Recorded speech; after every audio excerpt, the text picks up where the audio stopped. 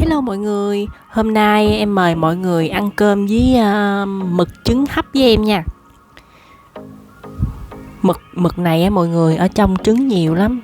Ờ, Hôm nay đang hot gần gần cái vụ mà mực cuốn bánh tráng với rau muống á mọi người, mà em chưa có ăn như vậy. Tại vì em thấy mấy nay đang gần gần vụ rau muống mà ăn bị đau bụng á mọi người, nên em chưa dám thử. Nên là hôm nay chỉ có hấp mực với hành lá với gừng, xong rồi ăn với cơm thôi á mọi người. Mời mọi người ăn cơm cùng với em nha.